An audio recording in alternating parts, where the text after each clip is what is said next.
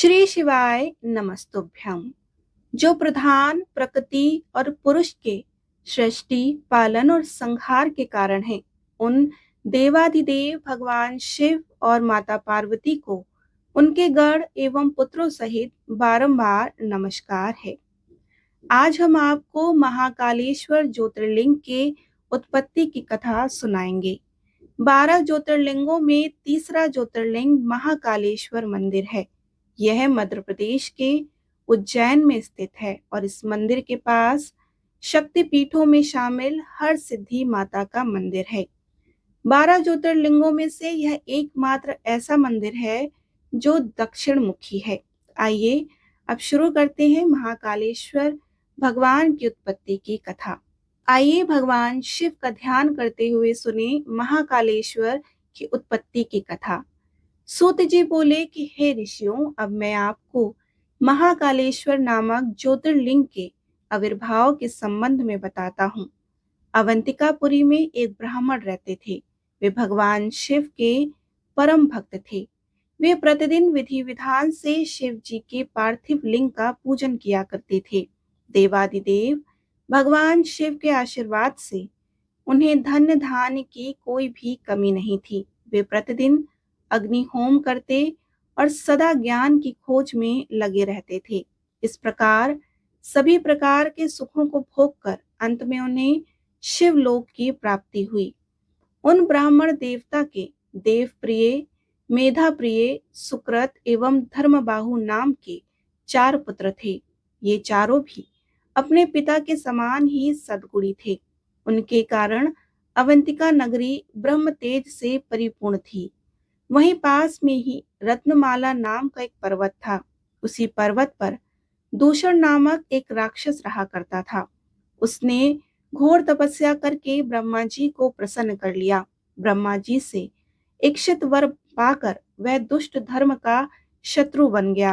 वह धर्म का नाश कर देना चाहता था। अपने अथाह बल और पराक्रम से उसने सभी देवताओं, मनुष्यों और तीनों लोकों के जीवों को अपने अधीन कर लिया था। वह ब्राह्मणों एवं सदाचारियों पर आक्रमण करके उन्हें अनेक प्रकार से दंडित किया करता था। एक दिन दूषण नामक वह दैत्य अपनी सेना के साथ लेकर अवंतिकापुरी पहुंच गया। वहां उसने अपने दैत्य सैनिकों को आज्ञा दी कि जो भी ब्राह्मण मेरी आज्ञा को न माने उसे दंड दो। आज्ञा पाकर वे दैत्य नगरी में उपद्रव करने लगे। सारी जनता हाहाकार करने लगी। वे लोग उन ब्राह्मण कुमारों के पास आए और उन्हें सारी बातें बताईं। वे ब्राह्मण कहने लगे कि इस जगत का कल्याण करने वाले और अपने भक्तों की सदा रक्षा करने वाले भगवान शिव हैं, इसीलिए हमें उन्हें ही प्रसन्न करना चाहिए। यह कहकर वे चारों ब्राह्मण पुत्र अन्य ब्राह्मणों के साथ मिलकर अपने आराध्य भगवान शिव का पूजन करने लगे। उसी समय चारों महादैत्य वहां पहुंच गए और उन ब्राह्मणों को शिव जी की आराधना में देखकर अत्यंत क्रोधित होकर बोले कि मार डालो इन सबको। परंतु जैसे ही वे दैत्य ब्राह्मणों को पीड़ित करने के लिए आगे बढ़े, उसी समय भगवान शिव पार्थिव लिंग में से प्रकट हो गए। उन्होंने पल भर में ही सब दैत्यों को मार डाला और दूषण नामक महादैत्य को भी मौत के घाट उतार दिया। शिव जी को साक्षात सामने पाकर वे सभी ब्राह्मण भगवान शिव की स्तुति करने लगे। आकाश से देवता पुष्प वर्षा करने लगे। भगवान शिव की प्रसन्नता पूर्वक उन ब्राह्मण कुमारों को वरदान मांगने के लिए कहा। अपने आराध्य भगवान शिव के वचन सुनकर ब्राह्मण बोले कि हे देवाधिदेव, कल्याणकारी भगवान, यदि आप हमारी आराधना से प्रसन्न हैं तो हम पर कृपा कर हमें अपने श्री चरणों में स्थान दें, ताकि हम जीवन मरण के बंधन से छूट जाएं और आपके दर्शनों की हमारी अभिलाषा पूरी हो। तब अपने भक्तों की इच्छा को पूरा करते हुए सदाशिव उसी स्थान पर ज्योतिर्मय रूप में शिवलिंग में स्थित हो गए और वह लिंग महाकालेश्वर नाम से जग प्रसिद्ध हुआ। इसकी उपासना करने से सभी मनोरथ पूर्ण होते हैं। बोलिए महाकालेश्वर भगवान की जय। सूत जी बोले कि हे ब्राह्मणों, अब मैं आपको महाकालेश्वर की उत्पत्ति की कथा सुनाता हूँ। उज्जैन नगरी में राजा चंद्रसेन का राज्य था। भगवान शिव के मुख्य सेवक मणिभद्र के साथ उनकी घनिष्ठ मित्रता थी। मणिभद्र ने राजा चंद्रसेन को कौस्तुम मणि भेंट की। राजा ने प्रसन्नता पूर्वक मणि को अपने गले में धारण कर लिया। वह कौस्तुभ मणि सूर्य के समान चमकती थी, जिसे देखकर अन्य राजा चंद्रसेन से ईर्ष्या रखने लगे। सब राजाओं ने मिलकर चंद्रसेन पर आक्रमण कर दिया। जब राजा चंद्रसेन चारों ओर से अन्य राजाओं की चंद्रणी सेना से घिर गया, तब वह अपने प्राणों की रक्षा के लिए महाकालेश्वर ज्योतिर्लिंग की शरण में गया और भक्ति भावना से देवाधिदेव महादेव जी का पूजन करने लगा। राजा चंद्रसेन भगवान शिव के पूजन में मग्न था। उसी समय एक विधवा गोपी अपने छोटे से बालक को गोद में लिए वहां आई।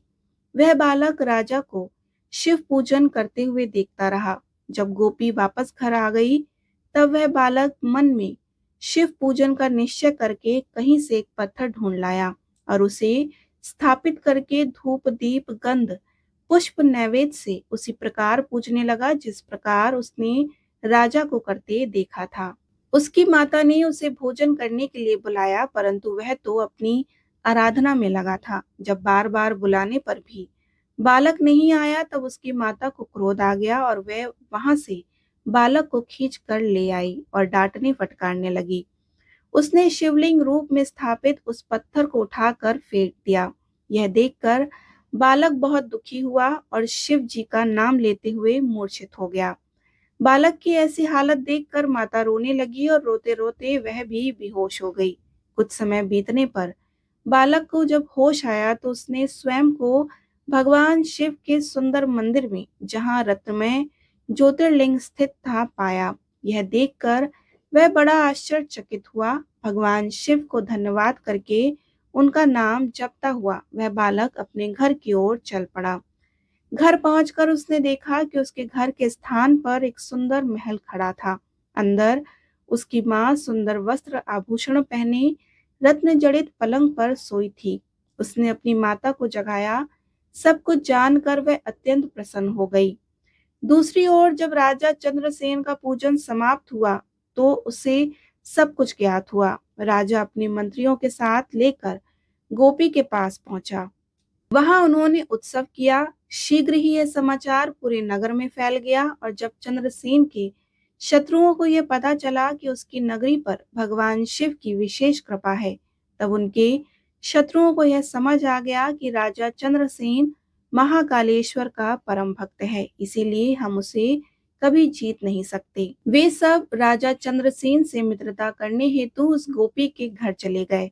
वहां पहुंचकर उन्होंने शिव जी का पूजन किया और राजा से मित्रता कर ली। तभी वहां हनुमान जी ने प्रत्यक्ष दर्शन दिए। हनुमान जी को सामने पाकर सबने हाथ जोड़कर उन्हें प्रणाम किया।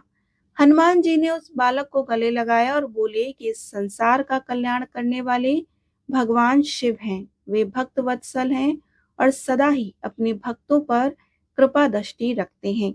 इस बालक ने सच्चे मन से शिव जी की स्तुति की, जिससे प्रसन्न होकर शिव जी ने इसके सभी दुखों को दूर किया। इस लोक में सभी सुखों को भोग कर इसे मोक्ष की प्राप्ति होगी। यह 8वां महायज्ञ पुरुष होगा और नंद नाम से जाना जाएगा। भगवान विष्णु जब कृष्ण का अवतार लेंगे, तो इसी के घर में निवास करेंगे। यह कहकर वे अंतर ध्यान हो गए। तत्पश्चात सब राजा विदा लेकर अपने अपने नगर चले गए। राजा चंद्रसेन विधि पूर्वक महाकालेश्वर का पूजन करने लगे और इस लोक में सभी सुखों को भोग कर अंत में मोक्ष पद को प्राप्त हुए। इस प्रकार महाकालेश्वर की उत्पत्ति की कथा संपूर्ण हुई। बोलिए महाकालेश्वर भगवान की जय। अब आप सुनेंगे शिव महिमा स्तोत्र। शिव भक्त श्री गंधर्वराज पुष्पदंत द्वारा रचित शिव महिमा स्तोत्र का अभिप्राय शिव की महिमा से है। यह एक अत्यंत ही मनोहरी शिव स्तोत्र है, जो अगाध प्रेम भाव से ओतप्रोत होने के कारण भगवान शिव को अधिक प्रिय है। शिव महिमा स्तोत्र। श्री पुष्पदंत जी कहते हैं कि हे प्रभु, बड़े बड़े विद्वान और योगी जन आपकी महिमा को नहीं जान पाए, तो मैं तो एक साधारण बालक हूँ, मेरी क्या गिनती। लेकिन क्या आपकी महिमा को पूर्णतया जाने बिना आपकी स्तुति नहीं हो सकती? मैं ये नहीं मानता, क्योंकि अगर ये सच है तो फिर ब्रह्मा की स्तुति भी व्यर्थ कहलाएगी। मैं तो ये मानता हूँ कि सबको अपनी मति अनुसार स्तुति करने का अधिकार है। इसीलिए हे भोलेनाथ, आप कृपया मेरे हृदय के भाव को देखें और मेरी स्तुति को स्वीकार करें। हे शिव, आपकी व्याख्या ना तो मन ना ही वचन द्वारा संभव है। आपके संदर्भ में वेद भी अचंभित है तथा नेति नेति का प्रयोग करते हैं, अर्थात ये भी नहीं और वो भी नहीं। आपकी महिमा और आपके स्वरूप को पूर्णतः जान पाना असंभव है, लेकिन जब आप साकार रूप में प्रकट होते हैं तो आपके भक्त आपके स्वरूप का वर्णन करते नहीं थकते। ये आपके प्रति उनके प्यार और पूज्य भाव का परिणाम है। हे वेद और भाषा के सृजन, आपने अमृतमय वेदों की रचना की है। इसीलिए जब देवों के गुरु बृहस्पति आपकी स्तुति करते हैं तो आपको कोई आश्चर्य नहीं होता। मैं भी अपनी मति अर्थात ज्ञान के अनुसार आपका गुणानुवाद करने का प्रयास कर रहा हूँ। मैं मानता हूँ कि मैं इससे आपको कोई आश्चर्य नहीं होगा, मगर मेरी वाणी इससे अधिक पवित्र और लाभान्वित अवश्य होगी। हे देव, आप इस सृष्टि के सर्जनहार हैं, पालनहार हैं और विसर्जनकार हैं। इस प्रकार आपके ब्रह्मा, विष्णु और महेश 3 स्वरूप हैं तथा आपसे सत्व, रज और तम 3 गुण भी हैं। वेदों में इनके बारे में वर्णन किया गया है, फिर भी अज्ञानी लोग आपके बारे में ऊटपटांग बातें करते रहते हैं। ऐसा करने से भले ही उन्हें संतुष्टि मिलती हो, किंतु यथार्थ से वो मुंह नहीं मोड़ सकते। हे महादेव, मूर्ख लोग अक्सर तर्क करते रहते हैं कि यह सृष्टि की रचना कैसे हुई, किसकी इच्छा से हुई, किन वस्तुओं से उसे बनाया गया। इनका उद्देश्य लोगों में भ्रांति पैदा करने के अलावा कुछ नहीं।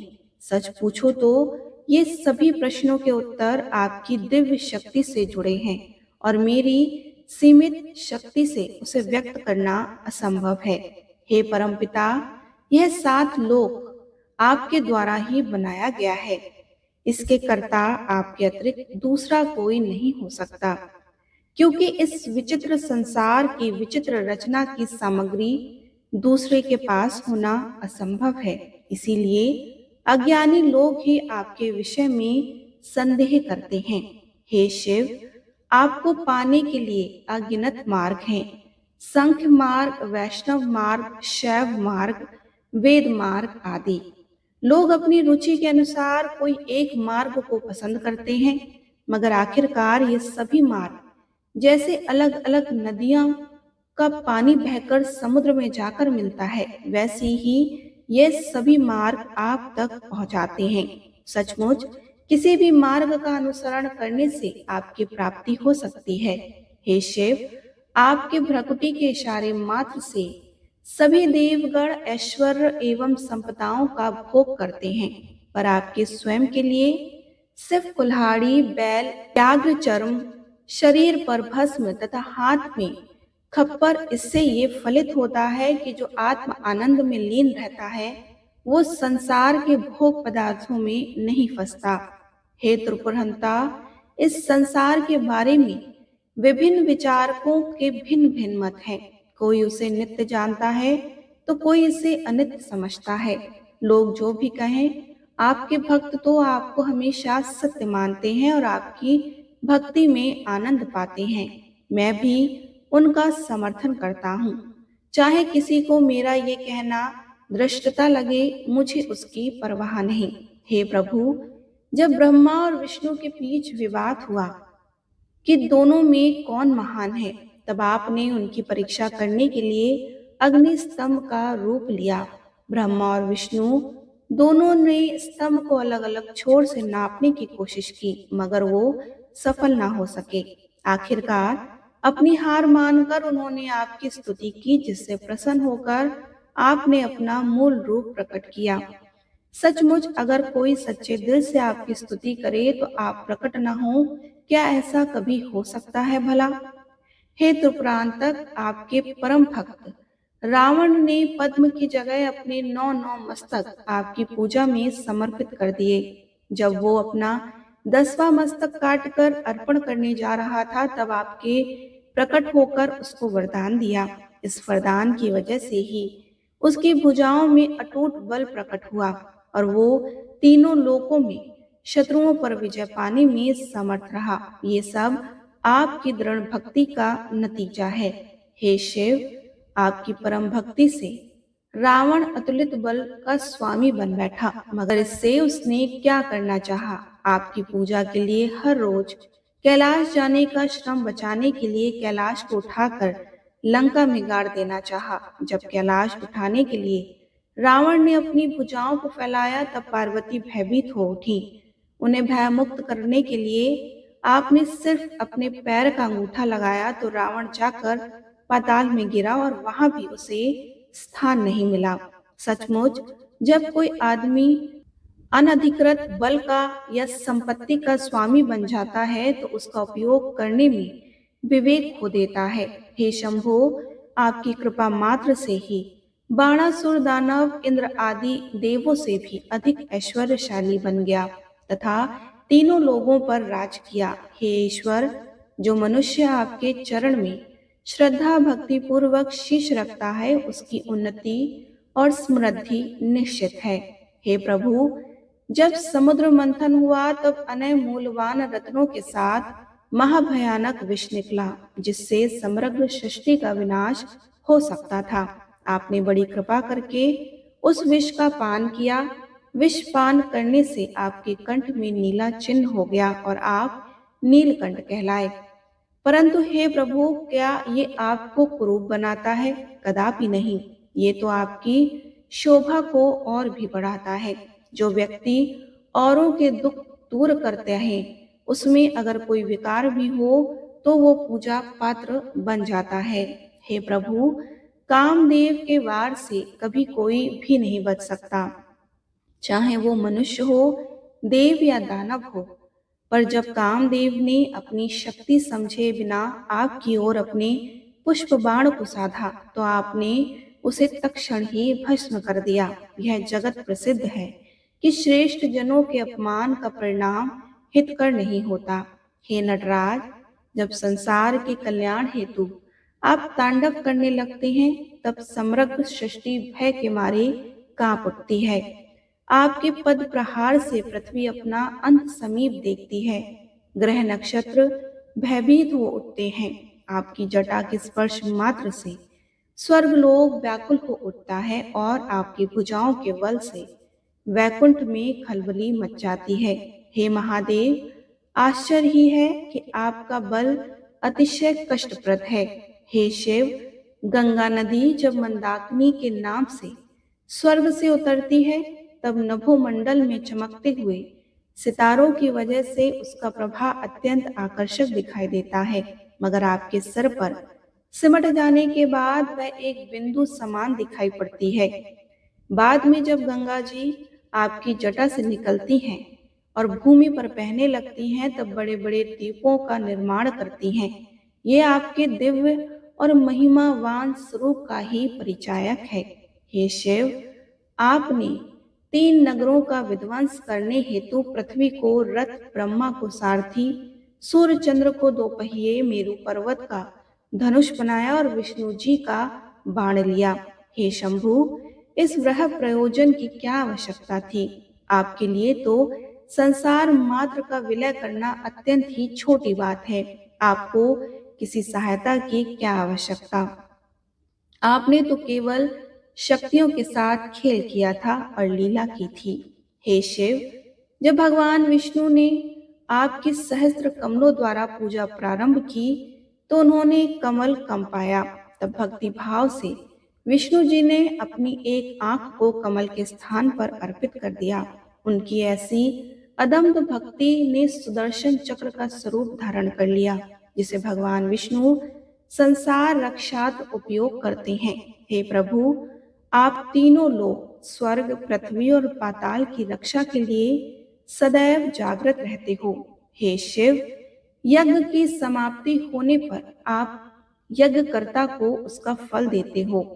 आपकी उपासना और श्रद्धा बिना किया गया कोई कर्म फलदायी नहीं होता। यही वजह है कि वेदों में श्रद्धा रखने और आपको फलदाता मानकर हर कोई अपने कर्मों का शुभारंभ करते हैं।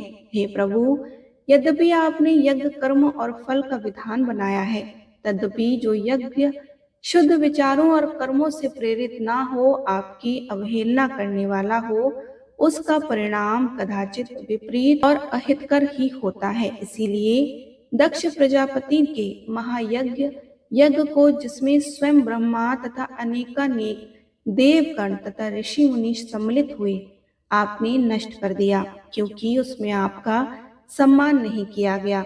सचमुच भक्ति के बिना किए गए यज्ञ किसी भी यज्ञकर्ता के लिए हानिकारक सिद्ध होते हैं। हे शिव, काल से प्रेरित मृग रूप धारण किए ब्रह्मा को भय से मृगी रूप धारण करने वाली अपनी कन्या में आसक्त देख आपका उनके पीछे छोड़ा गया बाण आद्रा आज भी नक्षत्र रूप में मृगशीरा के पीछे वर्तमान है। हे शिवा, हे त्रिपुरनाशक, जब कामदेव ने आपकी तपस्या में बाधा डालनी चाही और आपके मन में पार्वती के प्रति मोह उत्पन्न करने की कोशिश की, तब आपने कामदेव को तड़ भर में भस्म कर दिया। अगर तत्पश्चात भी पार्वती ये समझती हैं कि आप उन पर मुग्ध हैं, क्योंकि आपके शरीर का आधा हिस्सा उनका है, तो ये उनका भ्रम होगा। सच पूछो तो हर युवती अपनी सुंदरता पर मुग्ध होती है।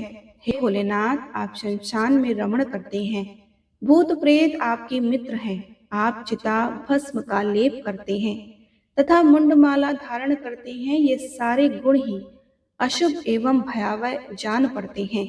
तब भी हे शमशान निवासी, उन भक्तों जो आपका स्मरण करते हैं, आप सदैव शुभ और मंगल करते हैं। हे शिव, जिस प्रकार अमृतमय सरोवर में अवगाहन से प्राणी मात्र तप त्रय से मुक्त हो जाता है, उसी प्रकार इंद्रियों से पृथक करने मन को स्थिर कर विधि पूर्वक प्राणायाम से पुलकित तथा आनंद शय से युक्त योगी जन ज्ञान दृष्टि से जिसे देखकर परम आनंद का अनुभव करते हैं, वह आप ही हैं। हे शिव, आप ही सूर्य, चंद्र, धरती, आकाश, अग्नि, जल एवं वायु हैं। आप ही आत्मा भी हैं। हे देव, मुझे ऐसा कुछ भी ज्ञात नहीं जो आप ना हो। शिव, ओम शब्द आ, ओम मा में बना है। ये तीन शब्द तीन लोक, स्वर्ग, पृथ्वी और पाताल, तीनों देव, ब्रह्मा, विष्णु और महेश तथा तीन अवस्था, स्वप्न, जागृति और सुषुप्ति के घोतक हैं। लेकिन जब पूरी तरह से ओमकार की ध्वनि निकलता है, तो ये आपके तुरीय पद के अभिव्यक्त करता है। हे शिव, हे शिव, वेद एवं वेदगण अपनी इन 8 नामों से वंदना करते हैं। भव, सर्व, रुद्र, पशुपति, उग्र, महादेव, भीम एवं ईशान। हे शंभु, मैं भी आपके नामों की भावपूर्वक स्तुति करता हूँ। हे एकांत प्रिय प्रभु, आप सबसे दूर हैं, फिर भी सबके पास हैं। हे कामदेव को भस्म करने वाले प्रभु, आप अति सूक्ष्म फिर भी विराट हैं। ये 3 नेत्रों वाले प्रभु, आप वृद्ध हैं और युवा भी हैं। हे महादेव, आप सब में हैं, फिर भी सबसे परे हैं। आपको मेरा प्रणाम है। हे प्रभु, मैं आपको रजोगुण से युक्त सर्जन करता जानकर आपके ब्रह्मा स्वरूप को नमन करता हूँ। तमोगुण को धारण करके आप जगत का संहार करते हो, आपके उस रुद्र स्वरूप को मैं नमन करता हूँ। सतगुण धारण करके आप लोगों के सुख के लिए कार्य करते हो, आपके उस विष्णु स्वरूप को नमस्कार है। इन तीनों गुणों से पर आपका त्रिगुणातीत स्वरूप है, आपके उस शिव स्वरूप को मेरा नमस्कार है। हे वरदाता, मेरा मन शोक, मोह और दुख से संतप्त तथा कलेश से भरा पड़ा है। मैं दुविधा में हूँ कि ऐसे भ्रमित मन से मैं आपके दिव्य और अपरंपार महिमा का गान कैसे कर पाऊंगा। फिर भी आपके प्रति मेरे मन में जो भाव और भक्ति है उसे अभिव्यक्त किए बिना मैं नहीं रह सकता। अतः ये स्तुति की माला आपके चरणों में अर्पित करता हूँ। हे शिव, यदि समुद्र को दवात बनाया जाए, उसमें काले पर्वत की स्याही डाली जाए, कल्प वृक्ष के पेड़ की शाखा को लेखनी बनाकर और पृथ्वी को कागज बनाकर स्वयं ज्ञान स्वरूपा माँ सरस्वती दिन रात आपके गुणों का वर्णन करी, तो भी आपके गुणों की पूर्णता व्याख्या करना संभव नहीं है। हे प्रभु, आप सुर, असुर और मुनियों के पूजनीय हैं। आपके मस्तक पर चंद्र को धारण किया है। आप सभी गुणों से परे हैं। आपकी इस दिव्य महिमा से प्रभावित होकर मैं पुष्पदंत गंधर्व आपकी स्तुति करता हूँ। हे पवित्र और भक्ति भावपूर्ण हृदय से जो मनुष्य इस स्तोत्र का नित्य पाठ करेगा, तो वो पृथ्वी लोक में आपकी इच्छा के अनुसार धन, पुत्र, आयुष और कीर्ति को प्राप्त करेगा। इतना ही नहीं, देह त्याग के पश्चात वो शिव लोक में गति पाकर शिव तुल्य शांति का अनुभव करेगा। शिव महिमा स्तोत्र के पठन से उसकी सभी लौकिक और परलौकिक कामनाएं पूर्ण होगी। शिव से श्रेष्ठ कोई देव नहीं, शिव महिमा स्त्रोत से श्रेष्ठ कोई स्त्रोत नहीं, भगवान शंकर के नाम से अधिक महिमावान कोई मंत्र नहीं, और ना ही गुरु से बढ़कर कोई पूजनीय तत्व। शिव महिमा स्तोत्र का पाठ करने से जो फल मिलता है वो दीक्षा या दान देने से, तप करने से, तीर्थाटन करने से और शास्त्रों का ज्ञान पाने से तथा यज्ञ करने से अधिक है। सभी गंधर्वों के राजा पुष्पदंत भाल में चंद्रमा को धारण करने वाले देवादिदेव महादेव जी के दास थे। वे सदगुरु महादेव जी के क्रोध से अपनी महिमा से भ्रष्ट हुए। तब उन्होंने शिव जी की प्रसन्नता के लिए इस परम दिव्य शिव महिमा स्तोत्र को बनाया। जो मनुष्य अपने दोनों हाथों को जोड़कर भक्ति भाव पूर्ण स्तोत्र का पठन करेगा, तो वह स्वर्ग मुक्ति देने वाले देवता और मुनियों के पूज्य तथा किन्नरों के प्रिय ऐसे भगवान शंकर के पास अवश्य जाएगा। पुष्पदंत द्वारा रचित यह स्तोत्र अमोघ और निश्चित फल देने वाला है। पुष्पदंत गंधर्व द्वारा रचित भगवान शिव के गुणानुवाद से भरा मनमोहक, अनुपम और पुण्य प्रदायक स्तोत्र यहाँ पर संपूर्ण होता है। हे प्रभु, वाणी के माध्यम से की गई मेरी यह पूजा आपके चरण कमलों में सादर अर्पित है। कृपया इसको स्वीकार करें और आपकी प्रसन्नता मुझ पर बनाए रखें। हे शिव, हे महेश्वर, मैं आपके वास्तविक स्वरूप को नहीं जानता, लेकिन आप जैसे भी हैं, जो भी हैं, मैं आपको प्रणाम करता हूँ। इस स्तोत्र का दिन में 2 बार या 3 बार पाठ करता है, वह सर्व प्रकार के पाप से मुक्त हो जाता है तथा शिव लोक को प्राप्त करता है। पुष्पदंत के मुख पंकज से उदित पाप का नाश करने वाले भगवान शंकर की अति प्रिय यह स्तुति जो पठन करेगा, गान करेगा या उसे सिर्फ अपने स्थान में रखेगा, तो भोलेनाथ शिव उन पर अवश्य प्रसन्न होते हैं। इस प्रकार शिव महिमा स्तोत्र संपूर्ण हुआ। बोलिए उमापति शंकर भगवान की जय।